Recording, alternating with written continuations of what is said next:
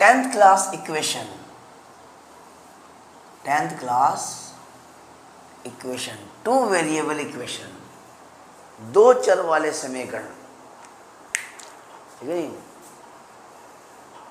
किसी में x आता है, किसी में y आता है, पर इसमें x और y दोनों आ जाते हैं और एक साथ उनको एकदम निकालना पॉसिबल नहीं है, तो क्या करते हैं, एक बार में एक को निकालते हैं। जैसे कि ये इक्वेशन हो गया आपका 1 और ये हो गया 2। हम क्या करेंगे, देखो दोनों में से एक को बराबर कर देंगे। अब ये लिखा है 2 और ये लिखा है 3, दोनों बराबर तो नहीं है, पर अगर मैं इसको 3 से और इसको 2 से कर दूं तो क्या दिखाई देगा, यहाँ भी 6 और यहाँ भी 6। इसी तरह से या तो x वाले को इक्वल कर लो या y वाले को इक्वल कर लो। तो इक्वल करने के तरीके और भी होते हैं, जैसे यहाँ लिखा है 4 और यहाँ लिखा है 2।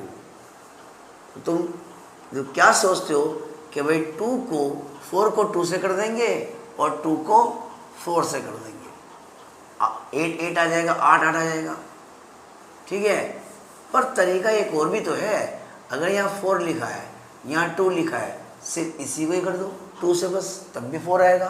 तो यहाँ यही है, एक पे 2 है, एक पे 4 है, और किसी एक को इक्वल करना है, या तो मैं इसको करूँगा या इसको करूँगा। इसको अगर मैं 3 से कर दूंगा क्योंकि यहाँ पर 1 है।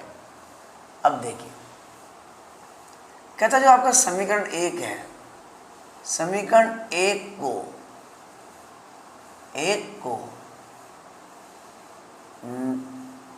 एक की जगह हम क्या करते हैं, समीकरण 2 को ये दोनों एक ही टेबल में आते हैं, 2 की टेबल में। वो आता है 2 की टेबल में 2 पे, और ये आता है 1 पे। जो 1 पे आता है 1 से मल्टीप्लाई करेगा और उसका कुछ फर्क नहीं पड़ेगा, पर जो 2 पे आता है तो 2 से मल्टीप्लाई करेगा, तो यहाँ आ जाएगा ये 2 से 2 से गुणा करने पर, अगर आप इस लाइन को 2 से गुणा कर दोगे और ऊपर वाले को छेड़ोगे ही नहीं, 2 से कितना आएगा,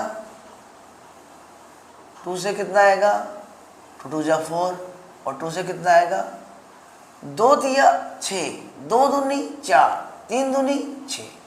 तो इससे क्या होगा, प्लस माइनस ये दोनों जो बराबर हैं, जो ये दोनों बराबर हैं, इसका एक का प्लस और एक का माइनस होना जरूरी है। पर ये पहले से प्लस माइनस आ गए तो साइन चेंज नहीं करेंगे। अगर दोनों माइनस के होते तो साइन चेंज करते, ये नीचे वाले के सबके साइन चेंज कर देते। पर ये पहली बड़ा प्लस माइनस माइनस, 4y से 4y कट गया। अब इसको जोड़ दो, 6y 6x और में 1, कुल मिला के कितने हो गए 7x इक्वल 13 में से 6 काट दो तो क्या बचेंगे 7। तो x का मान कितना आएगा, 7/7 का मान 1। x का मान आपका आ गया। अब एक बार में 1 तो निकल गया x। अब यहाँ पर x 4y और 13, यहाँ पर x का मान लगा दो सिर्फ 1, तो रह जाएगा, देखो कि x का जो मान है यानी x बराबर 1 को समीकरण 1 में रखने पर आप यहाँ रख सकते हैं इसको। ये क्या है, x 1 लगा दो, और ये क्या है माइनस, और ये क्या है 4y, और ये क्या है 13। चलो ये ठीक है, माइनस का 4y और ये हो गया 13। ये क्या है प्लस का 1, यहाँ हो जाएगा माइनस का 1।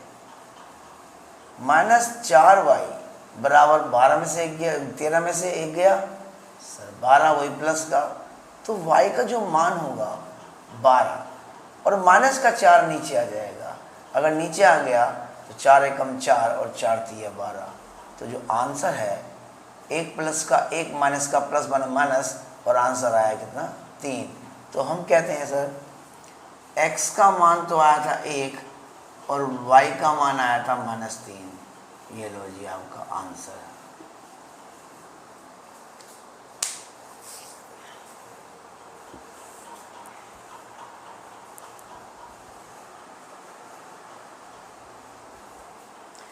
अगला सवाल फिर वही, ये माइनस का ये प्लस का है, तो आप इसको ले सकते हो 5 से इन तीनों को मल्टीप्लाई कर दो और इसको 2 से कर दो। क्यों? 5 की टेबल में 2 नहीं आता और 2 की टेबल में 5 नहीं आता और किसी भी टेबल में ये दोनों नहीं आते। और आपको ये नहीं करना तो ये कर सकते हो, 6 और 3 एक ही पाड़े में आते हैं, 3 के पाड़े में वो 1 पे आता है, इसलिए वो 1 से मल्टीप्लाई करेगा और बराबर। और ये 3 की टेबल में सॉरी और 3 की टेबल में 2 पे आता है तो सबको 2 से करेगा। आप ध्यान मत लगाओ, आप इसको कर दो कि ये एक प्लस का एक माइनस का, साइन चेंज नहीं करना पड़ेगा, पहले से ही प्लस माइनस है। जैसे वही इक्वेशन 1 और इक्वेशन 2, यानी मल्टीप्लाई 1 बाय 5 एंड 2 बाय, और दूसरे को किससे करना है? 2 से। तो क्या होगा, इसको 5 से इन तीनों को करना है। जैसे 3 पंजे सर 15, 2 पंजे सर 10 और 5 पंजे सर 25। हो गया। 3 5 जा 15, 2 5 जा 10 और 5 5 जा 25।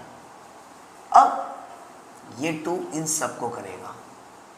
जैसे 6 2 जा 12x, 5 2 जा माइनस का 10y, ठीक है जी। और 1 2 जा 2, 2 1 जा 2 या 1 2 जा, ये लो जी। जो रकम इक्वल आ गई, x और y में से पहले y हट जाएगा, पहले वैल्यू आएगी x की। एक प्लस का एक माइनस का है, तो प्लस माइनस क्या होते हैं? माइनस।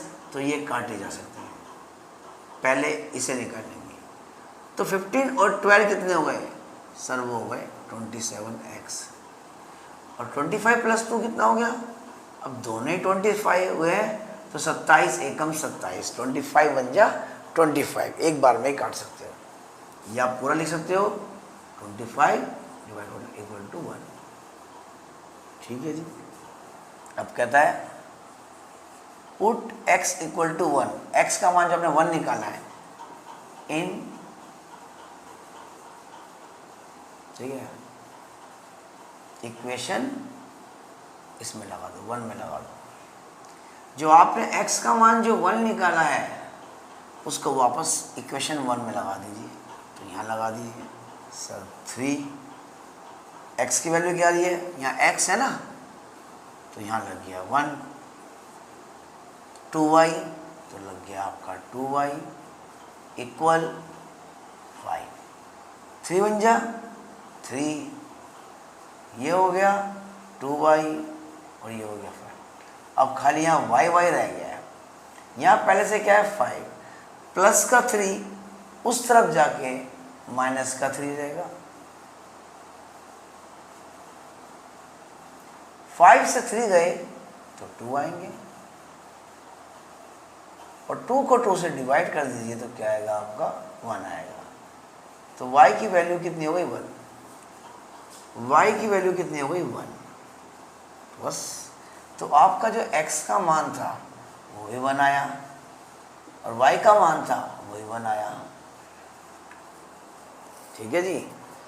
इसको चेक भी कर सकते हो कि भाई ऐसा क्या है कि इसमें 1 ही क्यों आया। देखो एक चीज दिखाता हूँ, यहाँ लिखा है 6x minus 5y, 6x minus 5y। x की वैल्यू भी 1 आई थी, 5 की वैल्यू 1 आई थी, 6 बन जा 6, 5 बन जा 5, 6 से 5 गया तो 1, और यहाँ भी क्या आ रहा है? 1। तो ये चेक हो जाता है कि हाँ आपका x और y बिल्कुल ठीक निकला है।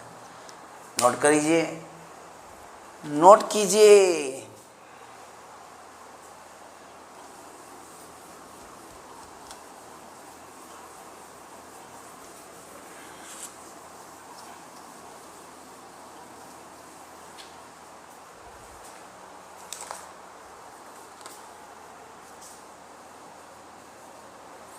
Five x plus 8y, 5x plus 8y equal to 9 और 2x plus 3y equal to 4 लीजिए।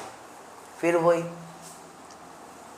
इक्वेशन 1 और इक्वेशन बात वही आती है।